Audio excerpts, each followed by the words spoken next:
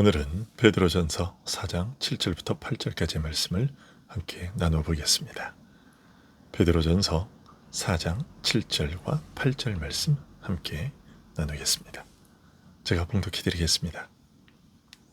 만물의 마지막이 가까웠으니 그러므로 너희는 정신을 차리고 근신하여 기도하라. 무엇보다도 뜨겁게 서로 사랑할지니 사랑은 허다한 죄를 덮느니라.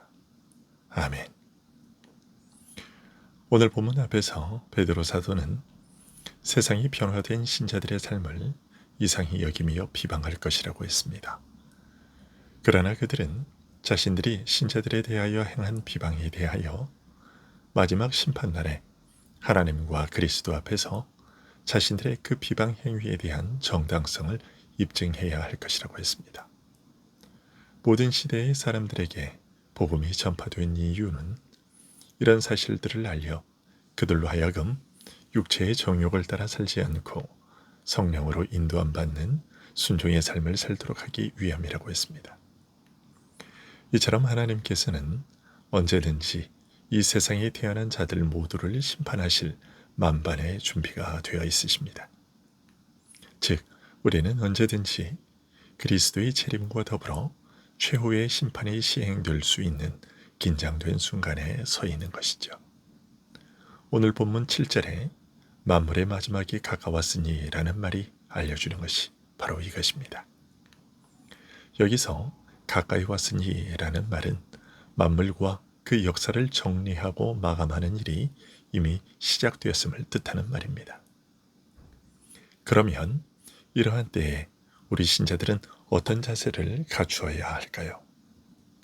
사도는 그러므로 너희는 정신을 차리고 근신하여 기도하라고 경고하고 있습니다. 만물과 그 역사가 최종 마무리되는 긴장된 순간인 만큼 단 한 가지도 놓치거나 실수하지 않도록 그 어느 때보다 깊은 사려와 분별을 갖추어 이것저것에 끌려다니며 균형과 방향을 잃고 흐트러지지 않도록 자신을 조절하고 절제하라는 말이지요. 너희는 정신을 차리고 근신하여 기도하라 라고 하는 사도의 권면은 간단하지만 독특한 내용을 담고 있습니다. 정신을 차리고 근신하는 목적이 바로 기도를 위한 것이라고 말하고 있기 때문입니다. 깊은 사려와 분별로 신중하며 이리저리 끌려다니지 않고 자신을 절제해야 하는 이유가 기도하기 위해서라고 말하고 있는 것입니다. 기도는 하나님을 의지하여 그가 베푸시는 힘과 도움으로 살아가고자 하는 사람이 하나님께 자신의 사정을 아뢰고 은혜를 구하는 것입니다. 이미 때가 단축하여진 마지막 시대를 살고 있는 만큼 깊은 사려 분별로 신중하며 자신을 절제하여 어떤 것에도 흔들리지 말아야 할 것을 권하면서 제일 먼저 기도를 위하여 그렇게 하라고 말하고 있습니다. 이것은 이런 마지막 시대를 사는 신자에게 무엇보다 필요한 것이 기도라는 사실을 알려줍니다. 기도 없이는 신자로서 사는 일이 불가능하다는 사실을 알려주고 있는 것이죠. 오직 하나님을 의지하고 그에게만 소망을 두며 모든 사정을 아뢰는 자들에게 하나님의 능력과 은혜로만 감당할 수 있음을 알려주고 있는 것입니다. 험악한 시대를 감당할 힘이 나에게는 없지만 하나님께서는 연약한 나를 도우실 수 있고 이런 나를 긍휼히 여겨 돕고자 하시는 하나님의 사랑을 아는 사람은 무슨 일에나 하나님을 바라고 의지하며 하나님께 사정을 호소하고 은혜와 도움을 구하는 것이죠. 기도하라는 말에 이어 사도는 열심으로 사랑하라고 권합니다. 사랑하라는 말씀과 기도하라는 말씀 사이에 공통점을 발견하기 어려워서 이 두 권면을 독립적으로 생각하기 쉽습니다. 하지만 오히려 기도하라는 권면을 바탕으로 하고서 사랑하라고 권하고 있는 것으로 보는 것이 옳을 것 같습니다. 특히 우리는 사랑하라는 말을 그 참된 뜻과는 너무나 거리가 먼 뜻으로 자주 오용하는 만큼 기도하라는 말씀과 사랑하라는 말씀을 하나로 연결하여 그 뜻을 이해하는 것이 바람직합니다. 일반적으로 사람들은 사랑한다는 말을 내가 좋아한다는 뜻으로 이해합니다. 더욱이 내가 누구를 좋아하면 상대방도 당연히 나를 좋아해야 한다고 생각하고, 심지어 내가 당신을 좋아하니 당신도 나를 좋아해 달라고 요구하거나 당신이 나를 좋아하든지 말든지 나를 사랑해야 한다고 강요하는 억지와 폭력도 불사합니다. 하지만 사랑의 참뜻은 나를 위한 이기적인 것이 아니지요. 내가 사랑하는 그 사람을 위한 이타적인 것이고, 따라서 내 유익을 생각하는 것이 아니라 내가 사랑하는 그 사람의 유익을 생각하는 자기 희생의 고귀함과 아름다움을 지니고 있습니다.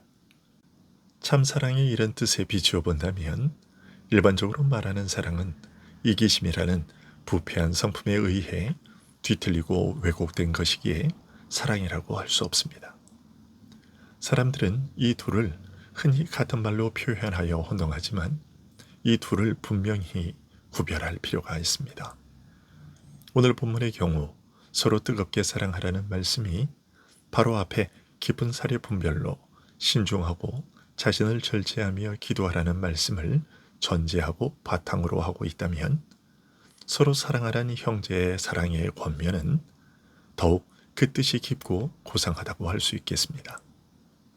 사려 분별로 신중하며 자신을 절제하는 가운데 험악한 세상에서 하나님의 뜻을 쫓아 살기 위해 끊임없이 하나님께 사정을 아뢰고 도움을 구하며 그가 베푸시는 힘과 은혜로 살아가고자 하는 믿음과 더불어 형제를 사랑하는 것이기에 여기에는 어떤 악하고 부끄럽고 거짓된 것도 끼어들 여지가 없습니다. 오직 하나님께서 함께 하시는 은혜의 고귀함만 풍성하게 드러날 것입니다.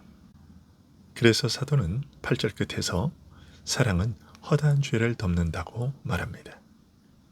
그러나 이 말씀을 자칫 오해하기 쉽습니다.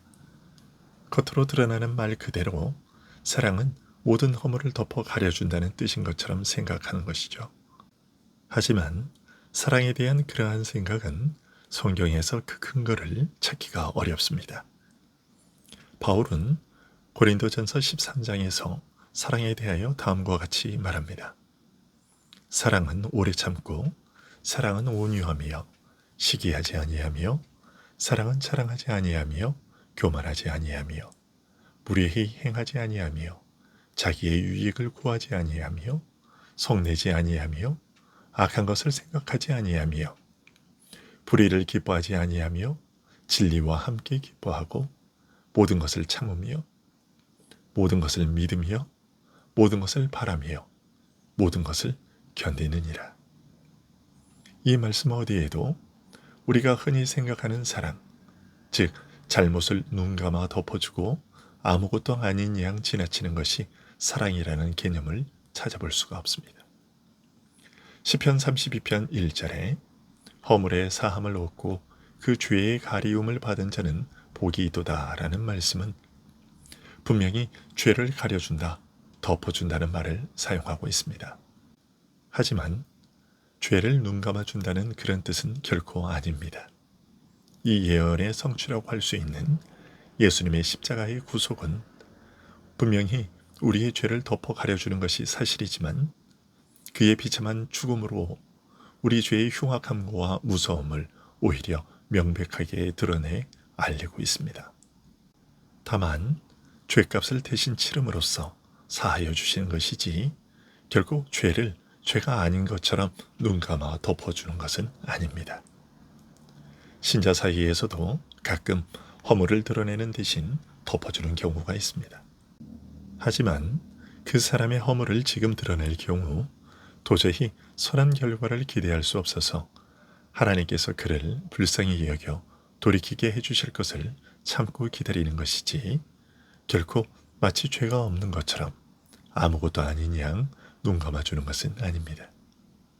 참 사랑은 오히려 오래 참아 기다리며 그가 은혜를 입어 온전하게 되기를 바라는 것입니다.